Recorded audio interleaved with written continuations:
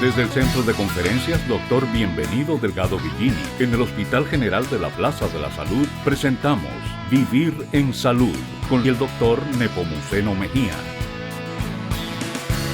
Buenos días y feliz domingo, queridos amigos televidentes. Hoy en Vivir en Salud hablaremos de las alergias propias de esta época del año. Así es, amables televidentes. Gracias en esta ocasión por permitirnos una nueva entrega de su programa Vivir en Salud. Esta semana vamos a conversar acerca de la importancia, la relevancia y el impacto que tiene sobre la salud de la población las alergias y las infecciones respiratorias que son muy propias y frecuentes de esta época del año. Así es, doctor. Vamos a una breve pausa y regresamos con el contenido de nuestro programa. No se vayan.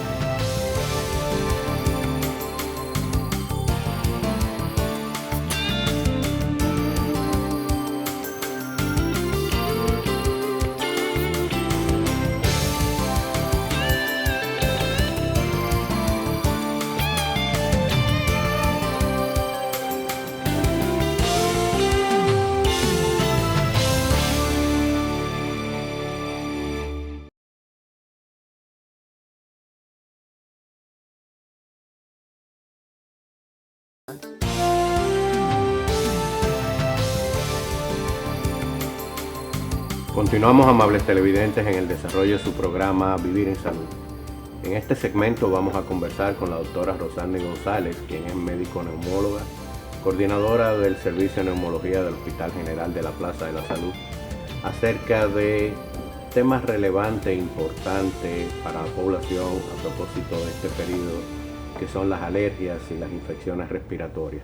Doctora, gracias por estar con nosotros. Muy buenos días, doctor. Muchas gracias por la invitación. Cuando hablamos de alergias vinculadas o asociadas a infecciones del tracto respiratorio, ¿qué tenemos con eso? Bueno, muchos pacientes en esta temporada, por los cambios de temperatura y demás que vienen con la época, suelen incrementar las alergias. Entonces, estos pacientes a veces se ven en procesos prolongados y no llegan a determinar cuándo es un proceso alérgico y cuándo están en un proceso respiratorio, porque muchos virus pueden dar síntomas muy parecidos a lo que es una alergia: congestión nasal, aumento de las secreciones, estornudos, tos en momentos que están muy exacerbados. Entonces el paciente a veces se queda en la casa y no recibe el tratamiento a tiempo. Y si tiene antecedentes alérgicos, piensa que solamente hay una alergia. Es la alergia y sigue manejándose con el tratamiento de base, que quizás no es el mismo que lleva el tratamiento por una infección respiratoria. Perfecto. ¿Cuál sería la recomendación en estas condiciones y en estos casos, doctora? En las temporadas con cambio de temperaturas, como es ahora el invierno, aunque aquí no lo sentimos tanto, pero sí nos afecta mucho a veces los cambios que ya tenemos en el medio ambiente, es recomendable que los pacientes acudan a un seguimiento de su consulta. Los pacientes que representan un riesgo, pacientes con asma, pacientes con enfermedad pulmonar crónica, pacientes con historias de alergias que ya saben que pueden desencadenar otros procesos más complicados, es bueno que acudan a la consulta. Mis pacientes de la consulta saben que entre septiembre, octubre y noviembre todos los pacientes crónicos deben tener una consulta conmigo. Que tener una visita para las autorizaciones y recomendaciones necesarias para estos días. Bien. Ellos lo saben, incluyendo la vacunación de la influenza, que es súper importante y es en esta época en la cual recibimos las vacunas acá en el país y deben de colocársela. ¿Qué debe de hacer un paciente que tiene ese proceso y que se automedica, que no tiene claro cuál es la condición, que hay una confusión entre una alergia y un proceso de vía respiratoria que puede complicarse? Yo siempre les recomiendo a los pacientes un periodo de 5 días. Si en 5 días usted con su medicamento de base no mejoró, entonces ya usted debe ir haciendo su cita. ¿Y cuáles serían esas posibles complicaciones que el paciente pudiera presentar? Si el paciente tiene una infección viral de cualquiera de los virus de la gripe, puede desencadenar más adelante una complicación por bacterias, ya sea una neumonía, una bronquitis, un proceso bronquial, y esto ser más grave y requerir incluso un internamiento. Y si el internamiento no se hace al tiempo, entonces ya ahí estamos afectando la vida del paciente. Es correcto, esos son muchos pacientes que vemos aquí que comienza con un proceso que solamente con la manejado rinitis, simplemente que una alergia, con un proceso viral, y que posteriormente lo vemos aquí con un proceso bacterianos ya con una afectación del parénquima pulmonar. Que llegan con una neumonía, Claro. con afectación de la mecánica ventilatoria, y a veces el manejo ya ni siquiera puede ser ambulatorio en ese punto que llegue el paciente, sino que ya necesita internamiento o cuidados intensivos. ¿Cuáles son ese grupo de pacientes que tienen mayor riesgo de presentar estas condiciones? Las pacientes embarazadas, Correcto. los niños menores de 5 años, los pacientes mayores de 65 años, los pacientes con múltiples comorbilidades, aunque no lleguen a los 65 años. También los pacientes que son fumadores, pacientes con asma, con enfermedades pulmonares, aunque no tengan los 65 años, son pacientes de riesgo. ¿Cuáles serían recomendaciones saludables, doctora, para evitar este proceso que usted acaba de describir, sobre todo en esos pacientes o esos grupos vulnerables? Bueno, esos grupos primero deben de vacunarse, Claro. incluyendo el personal médico que está muy expuesto. Deben de vacunarse, deben de tener las medidas de higiene normal. Si están en grupos donde hay personas que quizás estén tosiendo, tratar de utilizar las mascarillas para protegerse. En las casas, que nos gusta ir a visitar a los abuelitos en esta época, si estamos enfermos, evitar esas visitas, no llevarle los virus a los envejecientes, porque en ellos, aunque en usted sea un proceso limitado, en ellos puede ser un proceso mayor. Sí. También las medidas generales de higiene, el lavado de las manos, cubrirse la boca al toser, porque sabemos que así es que se contagian todos estos virus. Entonces, disponibilidad de alternativas de tratamiento, manejo de estos pacientes, sobre todo pacientes con comorbilidades. ¿Qué debe de hacer la población? Estos pacientes deben de tomar mucho líquido, Ok. manejo sintomático, si tienen fiebre y demás, y no prolongar la visita médica. Yo no les recomiendo a mis pacientes prolongar la visita de más de 5 días, porque un proceso viral que va a ser limitado, antes de los 5 días ya el paciente está en recuperación.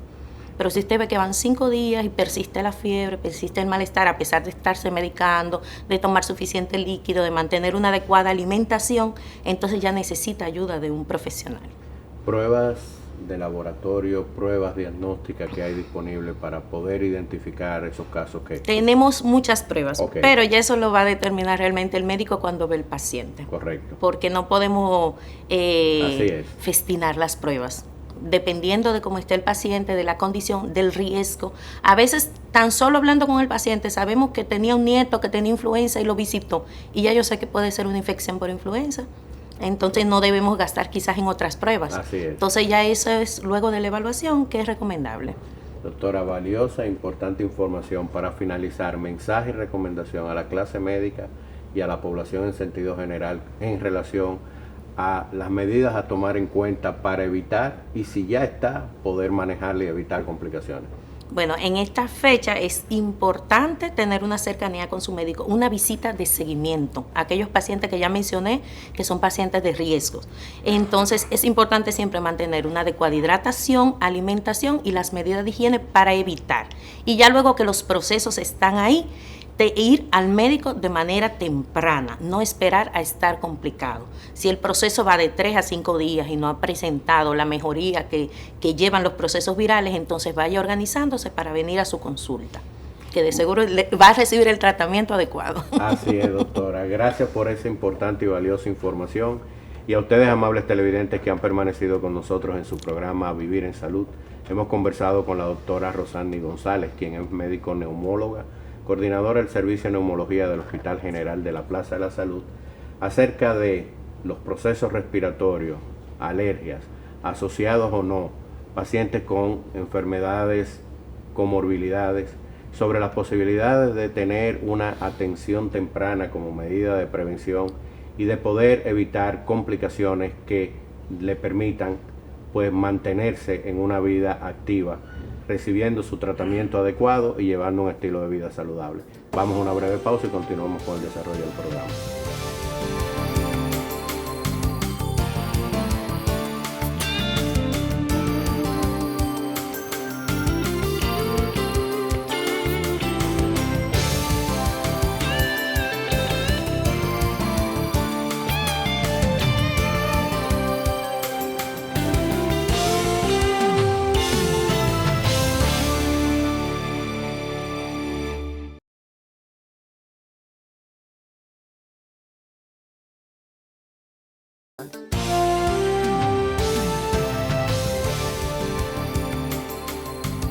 Estamos de vuelta, gracias por la sintonía. Vamos a hablar de las alergias propias de esta época del año. Para eso me encuentro con la doctora Jenny Rincón, quien es alergóloga, inmunóloga clínica y además la coordinadora de la unidad de alergia del Hospital General Plaza de la Salud.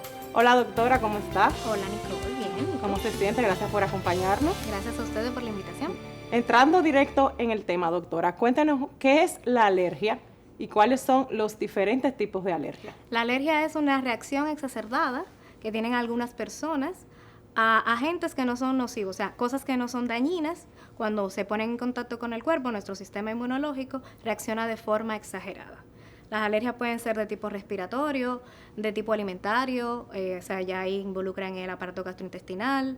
Pueden ser cutáneas, ahí entran las dermatitis atópicas, las urticarias, y también pueden ser medicamentosas o por algunos agentes químicos también. En esta época del año, ¿cuáles serían de todas esas alergias las más frecuentes y las manifestaciones clínicas de la misma? Bueno, empezamos con las alergias respiratorias porque en esta época del año uno empieza a adornar. Entonces muchas personas tienen esos adornos guardados. Al estar guardados pueden contener ácaros o pueden contener esporas de hongos. Entonces pueden exacerbarse esas alergias respiratorias. Cuando uno saca ese árbol, lo más recomendable es rociarlo con agua y que le dé mucho sol para así poder eliminar ese ácaro o ese hongo que puede tener. Y si no lo puede comprar, si no sería bueno conseguir uno nuevo. Los que estén mucho tiempo guardados, esos pueden ocasionar eso. También aumentan las alergias alimentarias porque estamos expuestos a muchos alimentos que por lo general el paciente que es alérgico con alergia alimentaria los restringe. Sin embargo, nosotros estamos muy expuestos a esos alimentos durante las fiestas. Dentro de las alergias más frecuentes alimentarias están las nueces. Sabemos que ahora comemos muchos turrones, el maní también, que hay turrón de maní, o por ejemplo los pacientes que son alérgicos a los lácteos, al huevo, el ponche que contiene tanto leche como huevo, pueden hacer alergia a eso, o a los mariscos, a los pescados, que son dentro de las alergias más comunes alimentarias. Aumentan bastante estas alergias en el periodo de las fiestas. Hay que tener un poquito de cuidado. ¿Y cómo se manifiestan en el paciente las alergias respiratorias, las alergias alimentarias? ¿Qué síntomas va a tener? Bueno, dentro de las alergias alimentarias los síntomas pueden variar, desde una simple congestión nasal, al paciente le puede cambiar la voz, de tener una voz normal a una voz nasal, de empezar a estornudar muy frecuentemente, o por ejemplo puede empezar a toser. Y ya también puede presentar crisis de broncoespasmo o asma, como nosotros la conocemos también, y ese paciente puede tener dificultad respiratoria. Esas son las respiratorias. Las alimentarias pueden variar, desde lesiones en la piel o hinchazón en la cara, o molestias gastrointestinales, náuseas, vómitos, diarrea. Pueden simular incluso una intoxicación alimentaria, por eso hay que tener pendiente eso. Sí, a eso voy ahora con el diagnóstico, porque veo que hay muchos síntomas en común con las alergias respiratorias y, por ejemplo, un proceso gripal, un resfriado común y las mismas alimentarias, pues, con intoxicaciones. ¿Cómo uno hace el diagnóstico? ¿Cómo uno puede diferenciar una de otra? Lo primero es la historia clínica. Lo primerito es ver ese paciente y hacerle una buena investigación clínica. Y luego, si sospechamos que hay un proceso ya respiratorio, por ejemplo, si los síntomas aparecen y no aparecen durante cuando hay procesos febriles, o sea, si hay un proceso febril agregado, pienso más en un proceso respiratorio infeccioso. Si no hay un proceso febril y si es por estación, o sea, que el paciente periódicamente presenta los síntomas, hay una probabilidad de que sea alergia. O, por ejemplo, con las alergias alimentarias, ahí se pone un poquito más difícil la cosa. Ahí hay que tener mucho cuidado porque si pudiera... Se puede confundir. Exactamente. Para eso entonces es que nosotros realizamos las pruebas de alergia. Se hacen pruebas en la piel y determinamos si es una alergia o una intoxicación alimentaria. Perfecto. ¿Y esas alergias cómo las tratamos? ¿Existe una cura, digamos, definitiva para las alergias o las personas alérgicas van a ser alérgicas de por vida? No hay una cura para las alergias, no nos curamos de las alergias, pero sí podemos vivir con alergias controladas. Para las alergias respiratorias, por ejemplo, existe la inmunoterapia, que es yo colocarle al paciente lo mismo que le está provocando alergia y entonces eso le puede, como dice la gente, inmunizarlo, pero no es inmunizarlo, entrar en intolerancia, que el paciente pueda estar en contacto, por ejemplo, con el perro o con el ácaro y no desarrolle los síntomas.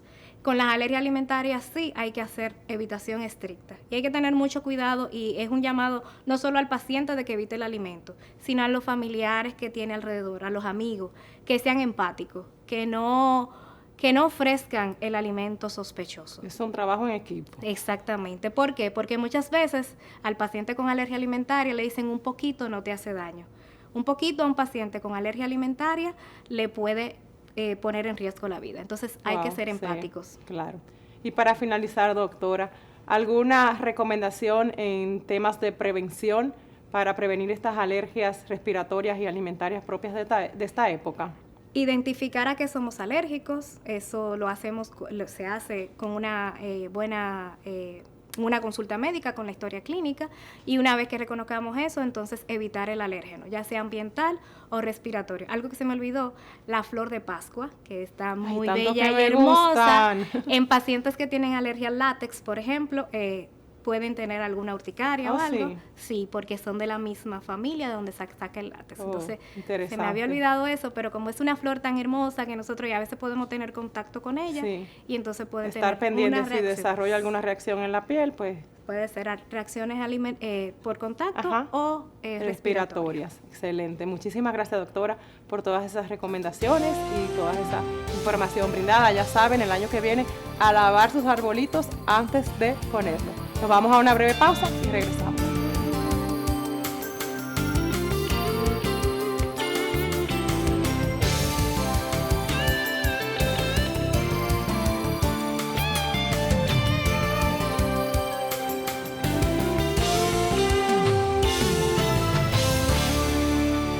Gracias, amables televidentes, por habernos permitido llegar una vez más a sus hogares en una nueva entrega de su programa Vivir en Salud. Así es, ya llegamos al final, pero sin antes recordarles que no olviden mantener siempre el contacto con nosotros a través de nuestras redes @Plaza de la Salud. Hasta la próxima, amigos.